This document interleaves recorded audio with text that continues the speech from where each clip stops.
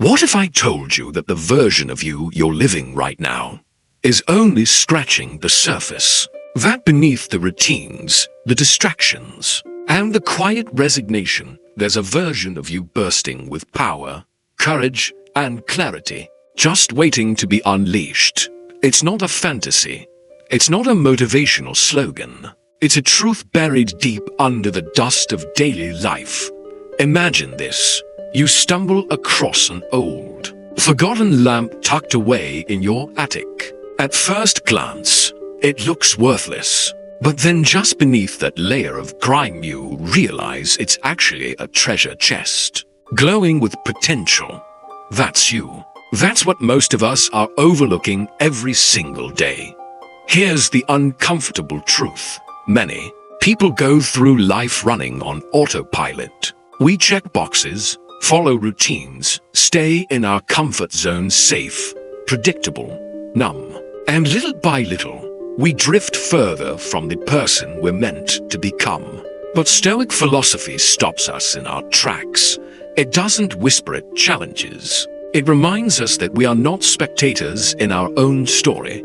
We are the builders, the sculptors, the architects. The Stoics teach that our potential isn't a mystical force that visits us one day, it's forged in every decision, every action, every moment we choose courage over comfort. And let's be honest, if you've ever felt like you're capable of more, you're right.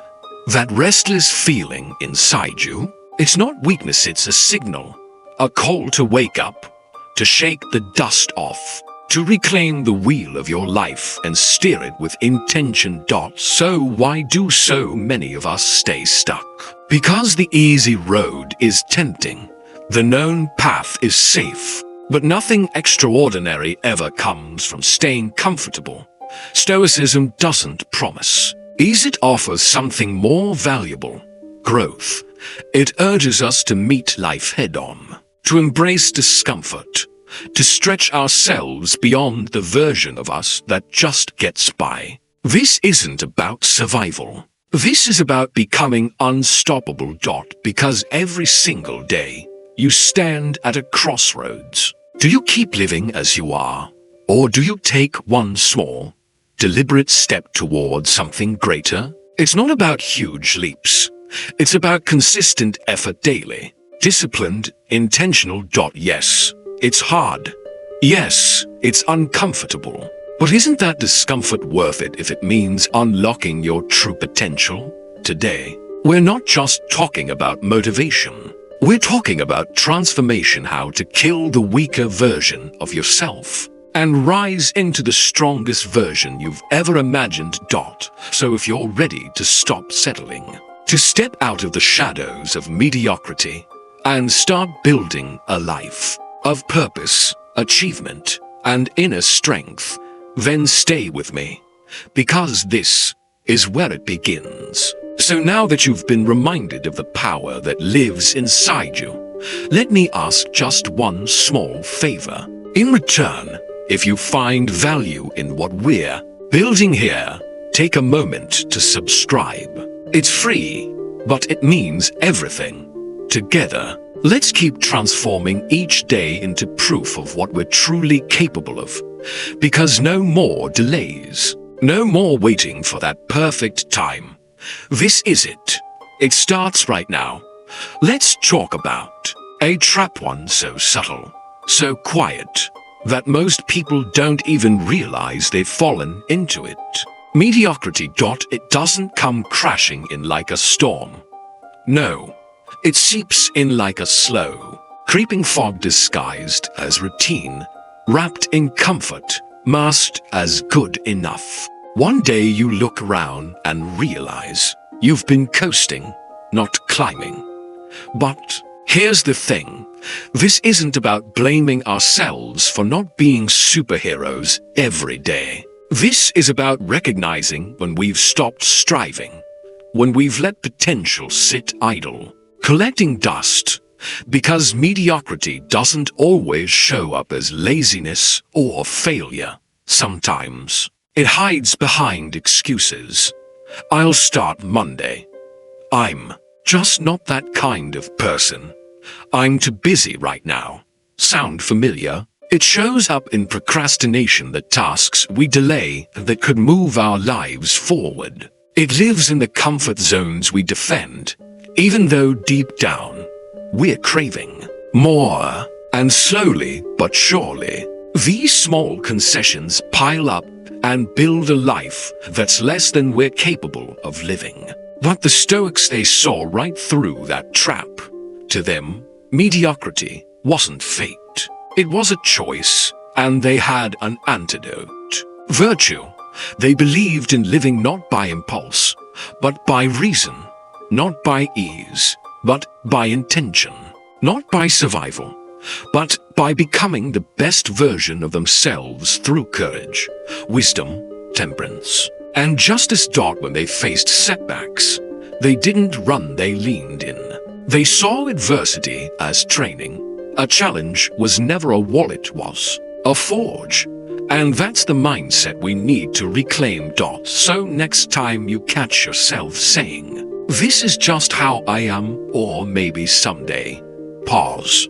Ask, am I acting from habit or from choice? Is this really the edge of my potential, or have I just stopped reaching for more? These questions aren't accusations. They're awakenings. Because when you live with Stoic awareness, you stop drifting. You start choosing.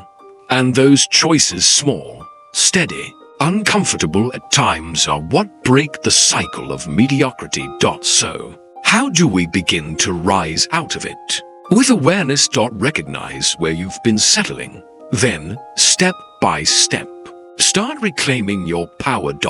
And in the next section, I'll show you exactly how to do that. So now that we've opened our eyes to the subtle grip of mediocrity, let's take a closer look at how it shows up in our lives, often in the places we least expect. Maybe it's in your job, where you clock in and out doing just enough to get by because somewhere along the way, the passion you once had has faded into routine. Maybe it's in your relationships, where you hold back from deeper connection, not because you don't care, but because vulnerability feels risky.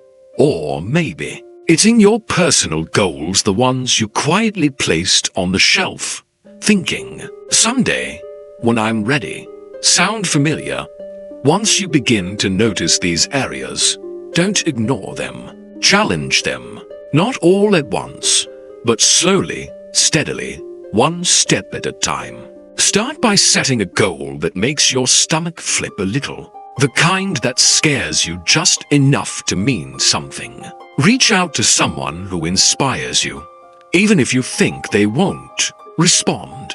Take on a project that requires you to stretch, to grow, to fail and try again. Because here's the truth. The key isn't massive, overnight transformation. It's consistent, incremental effort. And yes, there will be setbacks. There will be moments where things go sideways, when you question yourself, when failure knocks at your door. But the Stoics had a powerful insight about this. It is not the events themselves that disturb us, but our judgments about them. Let that sink in. Every failure, every misstep, it's not the end. It's feedback. It's information. It's a chance to adapt, to improve, to come back stronger and more resilient than before. And here's something else we can't ignore. The people around us matter, just as mediocrity spreads through silence and stagnation. Ambition can be just as contagious if you surround yourself with the right energy. So build your circle with care. Seek out those who lift you, who challenge you, who won't let you play small. Community isn't just about connection, it's fuel. And in the right environment, growth becomes inevitable. Now let's get real for a moment. We all have that voice inside our heads, the one that whispers fears, questions our worth, and plays highlight reels of all the things that could go wrong. That voice, it feeds on your doubt. It thrives in your hesitation. But here's the thing. That inner critic doesn't speak truth. It speaks patterns.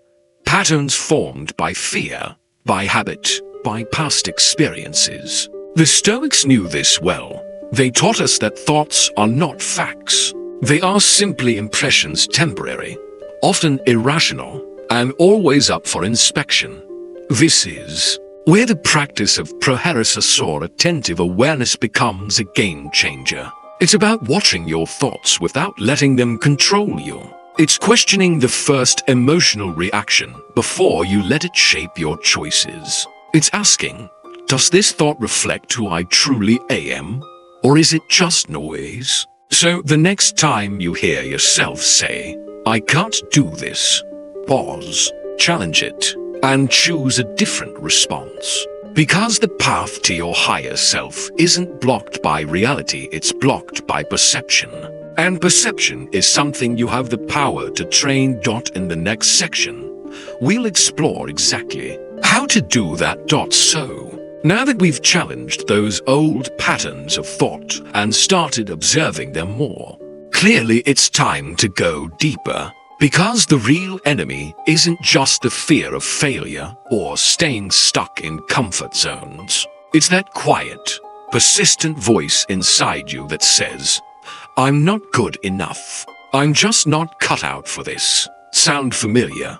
These aren't facts. They're not grounded in truth. They're echoes of past experiences, fears, and doubts. And yet, they're powerful. They keep us small, contained, safe. But according to Stoic wisdom, real growth begins where comfort ends. So, how do you silence that voice, or better yet, reframe it? Start by stepping outside of your own thoughts. Observe them like a curious outsider, as if they didn't belong to you. When a self-critical idea rises, pause and ask, is this thought helping me move forward or holding me back? Does it reflect who I truly am or who I've been told I am? Is it rooted in truth or just fear disguised as logic? This mental habit is rooted in the Stoic practice of reflection, pausing long enough to challenge our automatic thoughts and replace them with ones that better serve our purpose. It's not about blind positivity. It's about clarity. And here's another powerful technique. Create counter-narratives. If your mind says, you're going to fail, answer with, maybe. But I've prepared the best I can, and I'll grow from the experience, no matter the outcome. This isn't delusion. It's balance. It's choosing to see the full picture, including your strengths, your resilience, and your potential. Remember, Stoicism isn't about avoiding challenges, it's about meeting them head-on. Every time your inner critic tries to stop you, you have an opportunity to practice courage, perseverance, and rationality. That's how you gain control. That's how you grow. And just as important as the inner dialogue is the environment you surround yourself with. What if the walls around you echoed with your potential, not your doubt? Surround yourself with affirmations, quotes that ground you, memories of your wins, or even just one sentence that reminds you of who you're becoming. Maybe it's something from Marcus Aurelius or Epictetus. Maybe it's something personal, but let it guide you back to center when the critic gets loud. And finally, let's be honest, silencing your inner critic. It's not a one-time event. It's a lifelong practice. There will be days when you slip, when the old voices return. That's okay. What matters most is this. You keep going. You keep observing, challenging, replacing, and rising.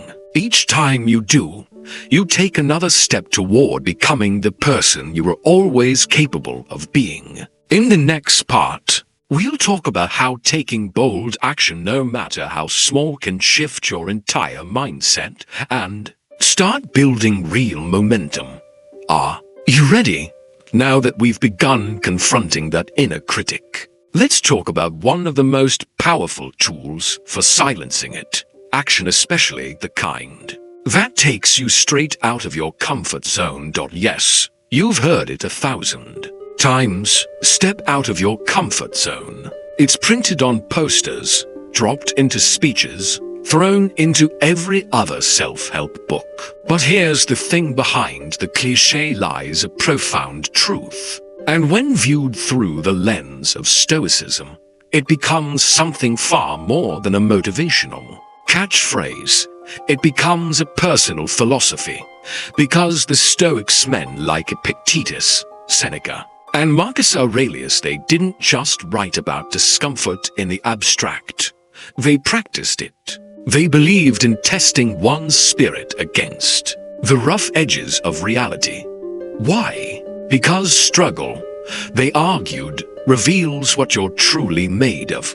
Let's bring this into real life. Discomfort doesn't always show up as dramatic hardship.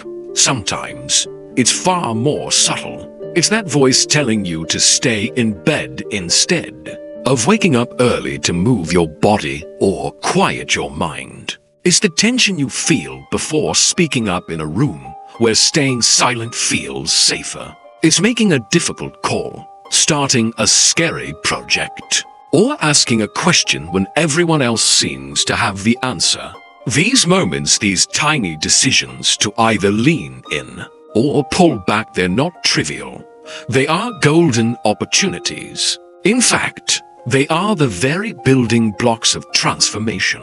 When you intentionally choose discomfort, even in small doses, you're doing something powerful. You're telling yourself, I refuse to stay stagnant. You're echoing the ancient Stoic practice of voluntary discomfort. The discipline of denying yourself excess comfort on purpose to prove you can live without it. Wearing simpler clothes, skipping luxuries, fasting occasionally, or walking in the cold. These weren't acts of self-punishment. They were quiet rebellions. Daily reminders that you are stronger than your circumstances and far more adaptable than your fears allow you to believe. Why does this matter? Because life doesn't ask for permission when it decides to test you. Setbacks, losses, heartbreaks, they don't come with a warning. But if you've practiced pushing your limits in everyday life, then when life strikes hard, you're not left shattered. You've built your resilience like a muscle, one rep at a time. And here's the truth Stoicism never shies away from. Your character is not formed by what you think. It's forged in what you do again, and again, and again. Every time you lean into discomfort instead of escaping it, you become a little more grounded, a little braver, and a lot more capable of standing tall in chaos. Those small acts begin to sculpt someone with grit, wisdom, and emotional strength, a person who doesn't just survive the storm, but walks through it with purpose. In the next part, we'll talk about how to turn this internal resilience into external clarity through the power of focus and attention. Are you ready to take that next step?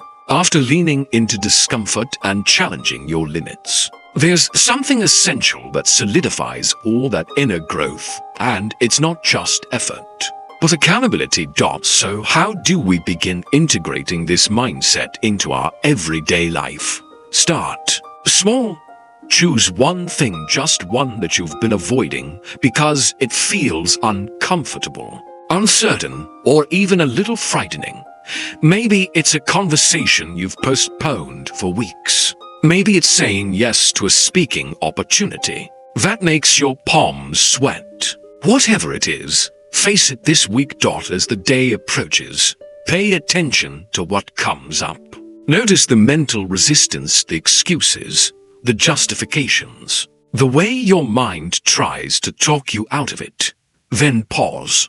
Remind yourself that you are capable of facing far more than you give yourself credit for. Now, here's the key. Don't judge your discomfort. Don't scold yourself for being nervous or uncertain. Instead, adopt the mindset of a curious observer. Watch how you feel before the experience, then during, and especially after. Ask yourself, what did I learn? Did the fear match the reality? How did my view of this challenge change? And most importantly, how did my view of myself evolve? These reflections are powerful. They help you connect the dots between your actions and your growth. They turn a difficult task into a valuable teacher, because that's what Stoicism encourages, not just to endure life, but to engage with it in a way that deepens your character. Let's be clear, embracing discomfort isn't about seeking pain or pushing yourself into misery. It's about gradually expanding your personal boundaries, moment by moment, in ways that make you stronger, wiser, and more resilient. It's not a sprint, it's a series of small, deliberate steps rooted in purpose. The Stoics didn't chase comfort, they pursued virtue. And with that came the courage to grow through what most people avoid. This practice doesn't just help you handle life's challenges, it transforms those very challenges into the raw material that shapes a powerful, capable, and authentic life. Now here's something else that makes all the difference: accountability. Think of it like a workout buddy for your personal growth. When someone else is expecting you to show up, you're far less likely to hit snooze or bail out, right? But here's the twist. In the Stoic path, the primary person you are accountable to is yourself. That's where real growth happens. In Stoicism, personal responsibility is everything. The Stoics believe that our lives are shaped not by luck or circumstance, but by the decisions we make and the discipline we practice. They taught us to take ownership completely, to stand up, face our results, and meet them with both courage and integrity. This deep sense of responsibility, of being answerable to your own soul, is what holds your routines together. It's what carries your choices from mere habit into a life of intention. And that's where we're heading next. Because once you've learned to face discomfort and take ownership of your path, the next essential step is mastering attention, the most precious resource you have. Once you've embraced personal accountability, the next step is reinforcing it, making sure your ambitions stay front and center every single day. So, how do you do that? It begins with visibility. Don't just jot your goals down in a journal and forget about them. Put them where your eyes can't ignore them: on a whiteboard in your bedroom, a sticky note on your bathroom mirror, or a recurring reminder on your phone. When your goals are always in sight, they remain active in your mind. You don't drift. You remember what matters. Then, build in regular check-ins. Set aside time once a week just for you. Sit down, pause, and ask yourself, what did I accomplish this week? Where did I hold back? What's one thing I can improve going forward? These aren't meant to be guilt trips. They're opportunities. Mini moments of reflection that help you course correct, gently and honestly. This practice is deeply Stoic in nature. Marcus Aurelius and Seneca wrote about the power of self-examination. They believed in reviewing their actions regularly, not to dwell on failure, but to refine character and sharpen discipline. When we reflect, we grow, not through perfection, but through awareness. And here's something powerful.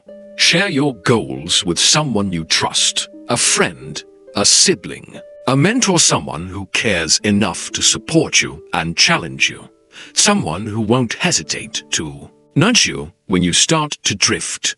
This adds a layer of external accountability, a kind of social contract. It's no longer just about you, it's also about showing up for someone who believes in your potential. But the Stoics didn't just rely on others, they had an internal compass too. Seneca often spoke about envisioning your ideal self, the version of you guided by wisdom, courage, And discipline. Imagine this version of yourself clearly. What does that person do daily? How do they respond to setbacks? What kind of choices do they make? Now ask, are my current actions aligned with that version of me? That image becomes a benchmark, a standard you can return to again and again. Not to judge yourself, but to guide yourself. Finally, don't overlook the power of small rewards. Celebrating your progress, yes, even the tiny wins, is essential. It reinforces positive habits and keeps you motivated.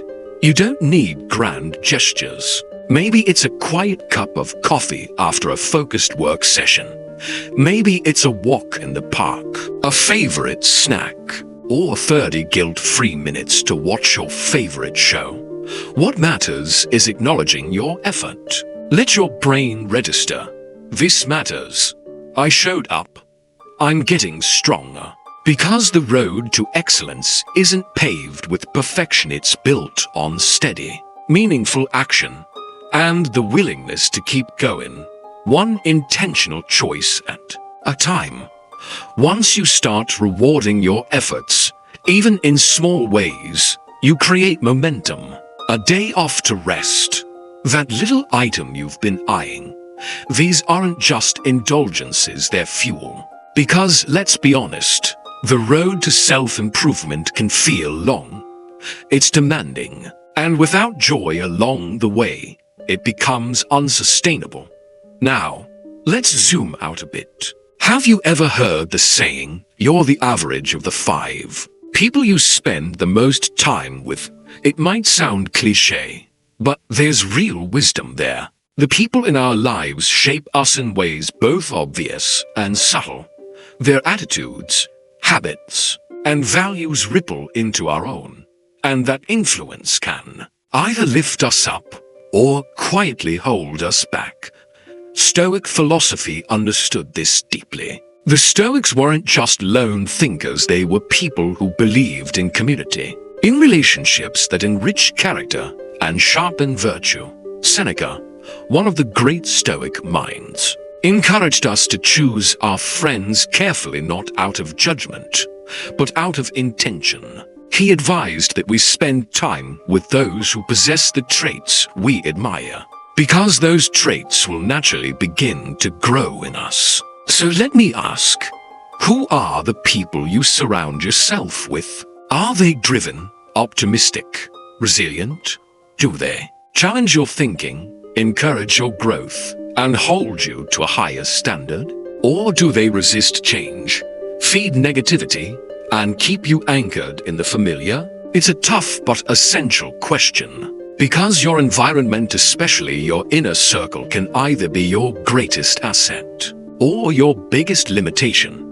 But this isn't about cutting people out of your life in some cold, dramatic way. It's about rebalancing where you invest your energy. It's about consciously choosing to spend more time with people who inspire you, push you, and believe in your potential even when you're doubting it yourself. Maybe it means reconnecting with a mentor, joining a community centered on growth, reaching out to someone online who shares your values. These actions might seem small, but over time, they shape your mindset, your habits, and your standards. And here's something Stoicism emphasizes strongly. It's not just about what you get from others. It's also about what you give.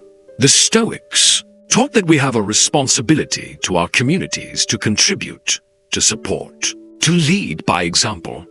When you show up as your best self, when you extend wisdom, kindness, or strength to someone else, you're not just growing, you're multiplying. Growth. So as you build your circle, ask yourself, how am I showing up for others? Because the more you pour into your community, the more it pours back into you. So as we've explored, it's not just about what you receive from your relationships, it's about what you contribute. Growth becomes truly meaningful when it's shared, Being a valuable member of your network means showing up not only when it benefits you, but especially when someone else needs encouragement, support, or simply to be seen. Whether it's lending a listening ear, celebrating someone's win without envy, or passing along a lesson that changed your perspective, these small acts plant seeds that grow into lasting, authentic connections. And here's the beautiful part. The more you give with sincerity, the more your world expands in depth and meaning. The Stoics believed in this principle of mutual growth. That virtue is not only cultivated in solitude, but also in community. Uplifting those around you helps solidify the virtues you're trying to live out: kindness, courage, wisdom, and humility. Remember, your network isn't limited to close friends or family. It includes the co-worker you talk to between meetings, the acquaintance you met at a workshop, or even a stranger whose words resonated with you. Every interaction holds the potential to shape your growth or theirs. So, approach these moments with curiosity and respect. Speak with purpose, listen with presence, live with integrity. That's what the Stoics did, and that's what we aim for here. Now, as we wrap up, take a moment to reflect. What kind of presence do you want to be in the lives of others? What kind of legacy are you shaping through your words and actions today, not someday? Thank you for joining me here on Stoic Capsule in this deep dive into wisdom, resilience, and the timeless power of intentional living. If this video sparked something in you, don't keep it to yourself. Like, share, and subscribe so we can grow this community of modern Stoics together. And don't stop here. Click the video on your screen now to continue this journey. There's more insight, more challenge, and more growth waiting for you there. Until next time, choose calm, pursue virtue, and keep moving forward. See you in the next one.